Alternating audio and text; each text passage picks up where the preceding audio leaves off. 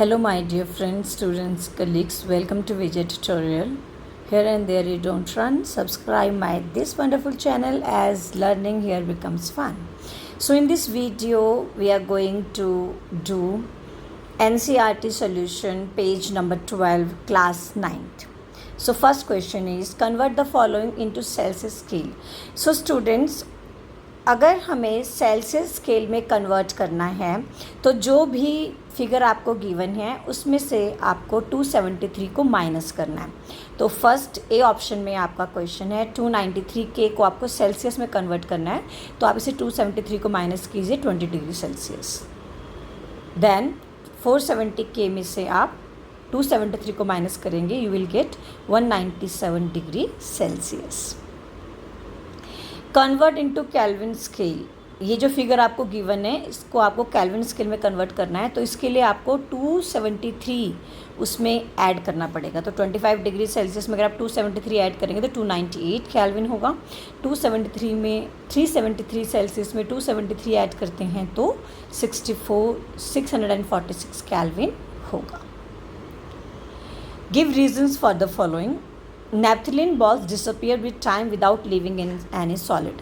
जो आप कपूर देखते हैं, हम उसे कपूर कहते हैं. नेफ्थलीन की बॉल्स जो आप देखते हैं कुछ समय बाद वो अपने आप डिसअपियर हो जाती हैं और कुछ रेजिड्यू भी नहीं बचता है, नीचे कोई सॉलिड नहीं बचता है. ऐसा क्यों? Naphthalene balls disappear with time because of sublimation. These balls directly change into vapor without leaving any residue. Sublimation एक प्रोसेस है जिसमें जो मटेरियल है वो डायरेक्टली गैसेस में कन्वर्ट हो जाता है, वो लिक्विड फेस में नहीं आता. तो नेफ्थलीन बॉल्स जो हैं वो सॉलिड हैं और इसमें सब्लिमेशन प्रोसेस होता है और ये डायरेक्टली वेपर में कन्वर्ट हो जाता है, इसीलिए हमें कोई रेजिड्यू दिखाई नहीं देता.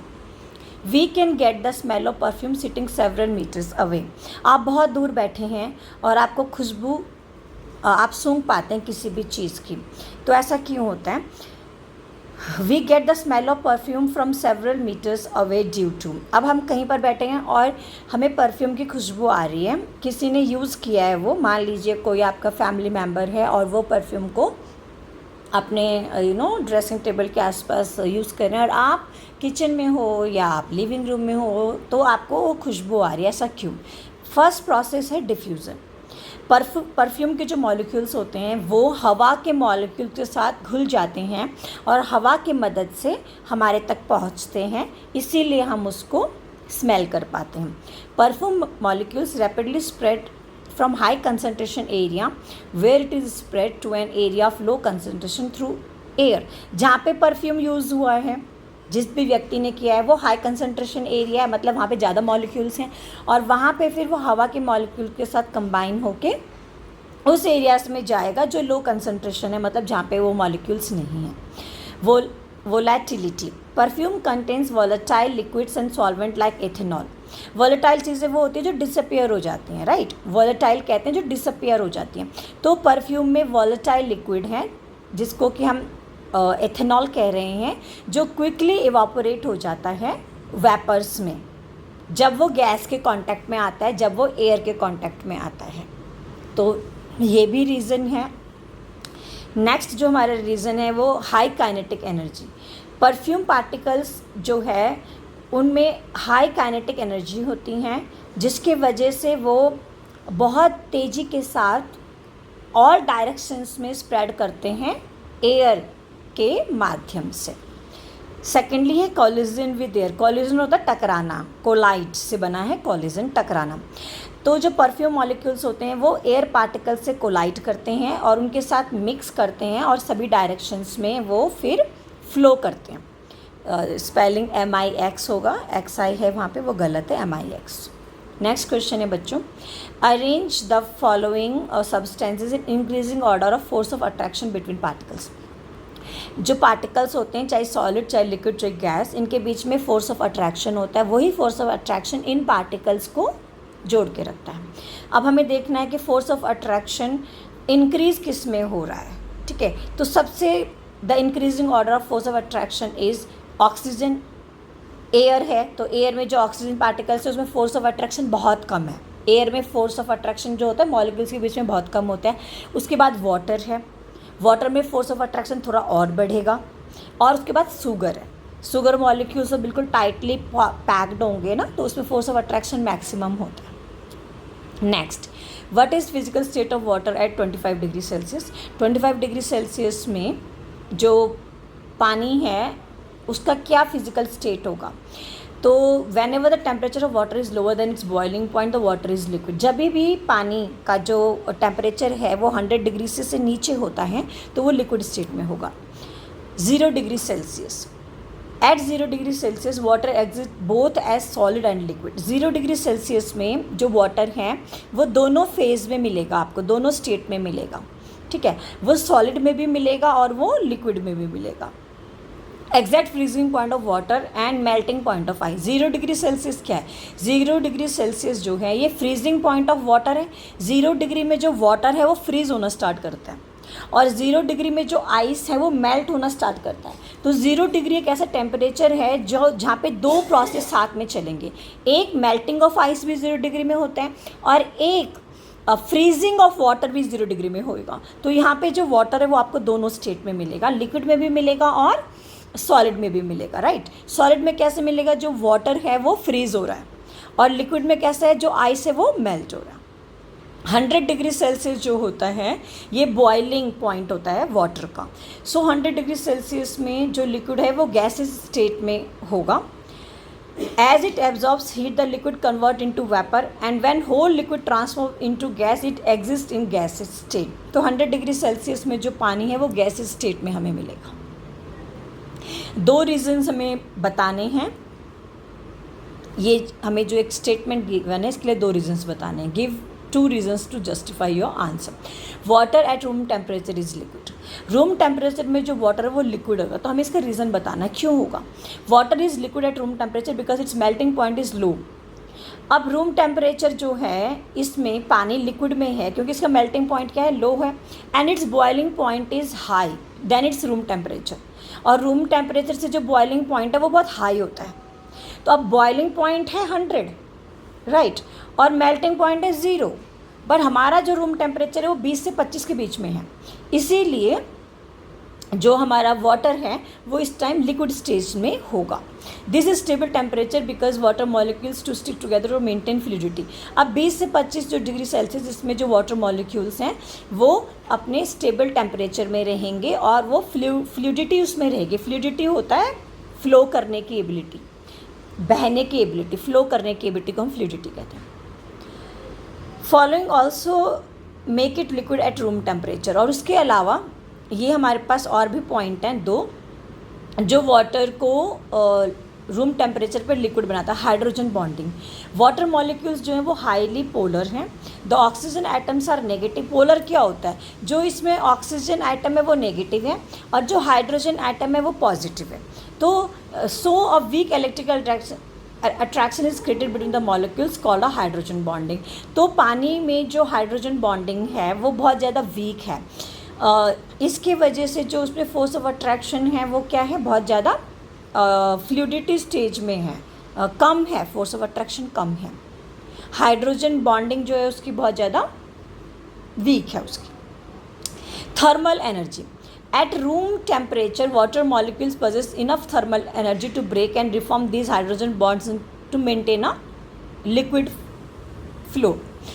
अब जो रूम टेम्परेचर है इसमें जो वाटर मॉलिक्यूल्स हैं उसमें इतनी थर्मल एनर्जी होती हैं कि वो मॉलिक्यूल्स को ब्रेक डाउन करेगा और हाइड्रोजन बॉन्ड्स क्रिएट होएगा और हाइड्रोजन बॉन्ड्स क्रिएट होने की वजह से जो लिक्विड है वो फ्लो करेगा। सेकंड क्वेश्चन है आपका, जो एल्मीरा होती है आयरन की, आयरन एल्मीरा जो है वो रूम टेम्परेचर पे सॉलिड क्यों है, राइट। सो आयरन एल्मीरा जो है वो सॉलिड होती है रूम टेम्परेचर में क्योंकि आयरन का जो मेल्टिंग पॉइंट है वो है 1538 डिग्री सेल्सियस। ये तो रूम टेम्परेचर के कंपैरिजन में बहुत ज़्यादा है। तो जब उसका मेल्टिंग पॉइंट इतना ज़्यादा है तो वो फ्लूइड में या लिक्विड में कैसे आएगा, सॉलिड में ही आएगा। Its atoms are closely packed to give it a solid form. दो रीजंस हमने बताए, आयरन एल्मीरा के जो मॉलिक्यूल्स होंगे आयरन्स के वो क्लोजली पैक्ड हैं इसलिए वो सॉलिड फॉर्म में। और दूसरा, आयरन का मेल्टिंग पॉइंट बहुत ज़्यादा हाई होता है। तो रूम टेम्परेचर जो 25 डिग्री सेल्सियस के आसपास है, 20-25 के आसपास है, तो यहाँ पे एल्मीरा जो आयरन की है वो सॉलिड है. Why is ice at 273 degree Kelvin more effective in cooling than water at the same temperature. Ice at 273 Kelvin is more effective in cooling than water at the same temperature because of the latent heat of fusion. The ice must absorb an additional heat from its surrounding to melt, which provides a greater cooling effect than water. अब ये कह रहे हैं कि water है 273 kelvin है उसका temperature, और आइस का भी 273 केल्विन है. अगर हम दोनों को देखेंगे ना, टेम्परेचर दोनों का सेम है. आइस का भी टेम्परेचर 273 केल्विन है और वाटर का भी है, लेकिन आइस में कूलिंग इफेक्ट ज़्यादा है. इसका रीज़न क्या है? वो ये कह रहे हैं कि आइस जो है वो सराउंडिंग से हीट को एब्जॉर्ब करेगा और मेल्ट डाउन होगी. सराउंडिंग से हीट को एब्जॉर्ब करके जो आइस है वो मेल्ट हो रहा है, इसीलिए उसका कूलिंग इफेक्ट वाटर के कंपैरिजन में ज़्यादा है. अगर बर्निंग हो रही है पानी से और भाप से, तो ज़्यादा बर्न्स किस कंडीशन में क्रिएट होएगा?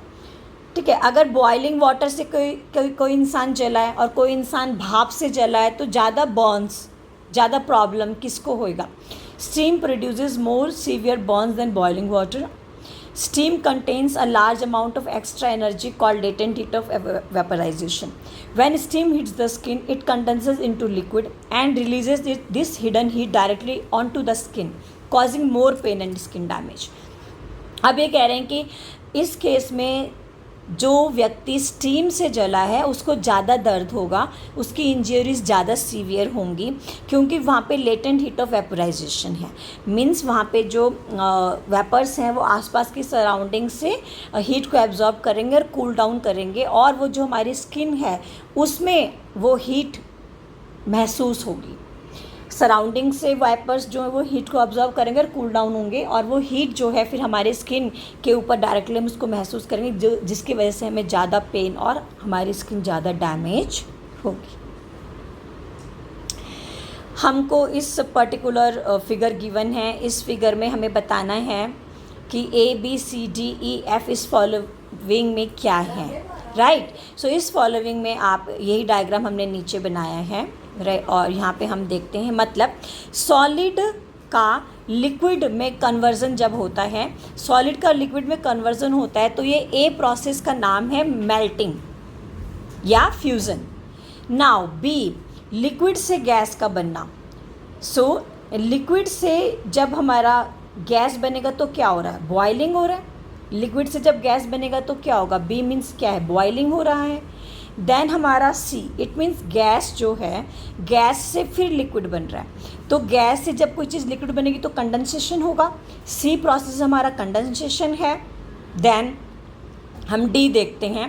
डी में है आपका लिक्विड से सॉलिड बनना. कोई चीज़ लिक्विड है, पानी है, और वो फिर सॉलिड बन रहा है, तो फ्रीजिंग हो रहा है. पानी है एंड वो फिर आपका फ्रीज़ हो रहा है और सॉलिड बन रहा है, तो उसको हम फ्रीजिंग कहेंगे. एंड देन आपका जो नेक्स्ट है ई है आपका सब्लिमेशन. यहाँ पे ई गिवन है, ई आपका सब्लिमेशन है. इसका मतलब सॉलिड से डायरेक्टली जब गैस बनेगा तो प्रोसीजर को हम कहेंगे सब्लिमेशन. ये कब होता है? जब हीट को हम इंक्रीज़ करेंगे और प्रेशर को डिक्रीज़ करेंगे तो सब्लिमेशन प्रोसेस होगा और सॉलिड डायरेक्टली कन्वर्ट होगा गैस में. नाउ एफ जो हमारा प्रोसेस है, इट मीन्स गैस जब सॉलिड बनेगा तो कब बनता है? गैस का सॉलिड बनने को हम डेपोजिशन कहते हैं. ये होता कब है? जब हम हीट को डिक्रीज़ करते हैं और प्रेशर को इंक्रीज़ करते हैं. अब गैस है, गैस में अगर आप उसकी हीट को कम करेंगे और उसके प्रेशर को इंक्रीज़ करेंगे तो गैस क्या होगा? सॉलिडिफाई हो जाएगा. उस प्रोसेस को हम बोलेंगे डेपोजिशन.